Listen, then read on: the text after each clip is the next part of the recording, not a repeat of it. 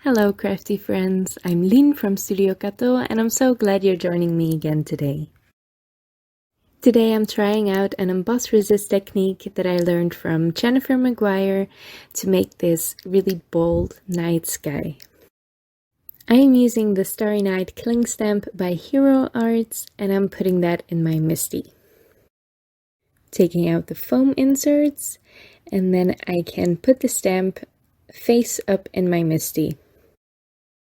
I can then put my cardstock on top and that way I know exactly where the stamp will go. And I put some double folded purple tape on the back of that so it sticks to the Misti door.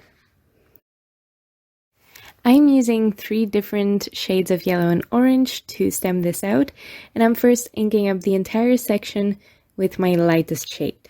That way I know everything will have some color, and then I can just go in with my darker shades and ink up a couple of spots. I really wanted to stamp the middle of the stamp because it has a lot of curls and a lot of interest, slightly more towards the middle than on the edges. I'm just wiping over my Misti door with a cloth because that gives me the best pressure, and then I will stamp this stamp after I cleaned it with Versamark ink in exactly the same spot again. I'm doing that twice to make sure everything is covered nicely. And then I can heat emboss that with clear embossing powder. And this embossing powder will resist any ink I blend over it. So this technique lets you do an emboss resist technique with any ink in your stash, and it's basically just stamping one stamp with colored ink and then stamping that same stamp using your Misti with Versamark ink to do some clear embossing over it. And for my blending, I am using a lot of blues from the Concord and 9th inks, and I am doing some spotlight blending, with my spotlight being on the right side where my focal point will be. Spotlight blending does exactly what it says on the tin. It gives you a lighter spot somewhere, and because that spot is lighter and everything else is darker, your attention will be drawn to the lightest spot on your card. So it's a really nice way to draw the attention to your focal point. Now I'm using the midnight blue here, and obviously that wasn't dark enough for me, so I'm also deepening up my blues with some purple. And I love how that purple shade turns out over the midnight blue, and with that orange and yellow stamping that we did, it's just gorgeous.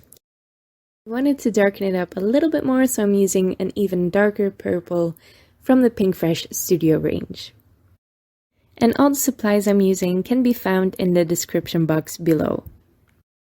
I'm buffing off any residual ink that might still be sitting on top of that embossing powder with a clean cloth, and then I can move on to my focal point. I am using the Sky High Friends stamp by My Favorite Things and stamping one of those images onto Canson Montval 200 GSM watercolor cardstock in VersaFine Onyx Black ink and clear embossing that with Wow Clear Gloss Superfine embossing powder. For my coloring, I am using the Karin Brushmarkers again. I am obsessed with these markers, they are so fun to use. I put down the marker in the spot that I want darkest, and then I blend it out with a brush and some clean water. And I'm also trying to do that thing where I put the cap on the side of the screen so you can all see which color I'm using, but I forget it a lot still. And honestly, it got in my way a lot too, so I'm not sure if I'm gonna be sticking to this.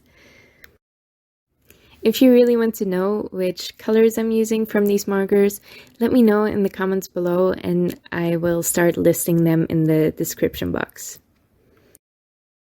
I would do that anyway if I actually remembered which markers I used, but I might have to make notes while I'm creating these cards.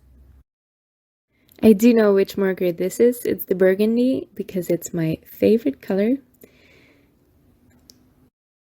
And I can already tell it's going to be used a lot on my Christmas cards. I don't know why, but I wanted to go for that vintage circusy look. That's why I'm using deep colors, deep red and deep purple, along with the deep blue of the night sky.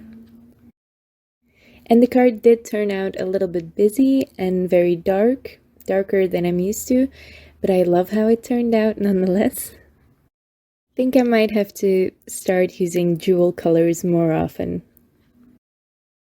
As you know by now, I color in layers, so after the first layer of my coloring was dry, I go on with a second layer, just doing the same thing basically, but not blending the darker shade out all the way to the middle.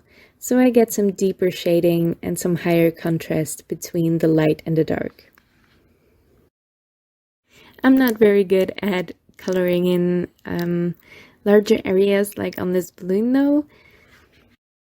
I often have a hard time keeping things smooth, and that might be because I refuse to switch brushes. I don't refuse to, I just forget that there are other brushes out there than this super tiny one I always use. Now I'm going to let that dry and fussy cut that out. After I cleaned up around the edges a little bit, I just put some clean water on my brush and wipe away any of the watercolor that I got outside of the lines.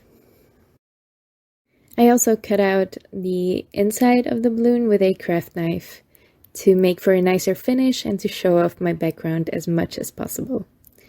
Now I'm adding some gold details onto the balloon with a Posca paint marker. This is the gold one, obviously, if I'm adding gold details. And this definitely didn't help with my card being a little bit too busy, but I love what it did to the balloon, so I probably wouldn't do it any other way if I made this card again.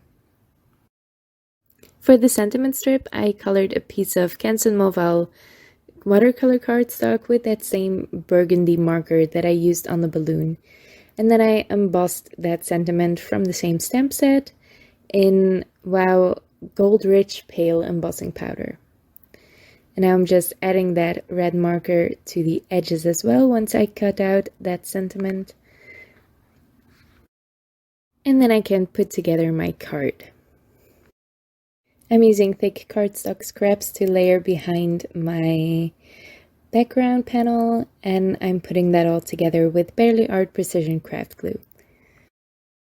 As you can see, they really are scraps. I used some backings from stamp sets as well. These are really thick and nice usually, and I don't save them for my storage, so that's what I use them for. And then I can center that on my card, and I also added some thick white cardstock strips behind my sentiment strip to give that some extra dimension as well. And now I can just adhere everything together. I'm adhering the sentiment strip with liquid glue, again Barely Art Precision Craft Glue. Now this sentiment did fall off in the end. There's a lot of embossing powder beneath it, and the Barely Art glue doesn't stick well to any slick surfaces, so you might want to weigh it down instead with your phone or anything to put on top of it while it dries, and that will make it stick nicely to the paper. For the matching envelope, I'm using some burgundy cardstock, and I'm following the directions on my We Are Memory Keepers envelope punch board to fold an A2 sized envelope.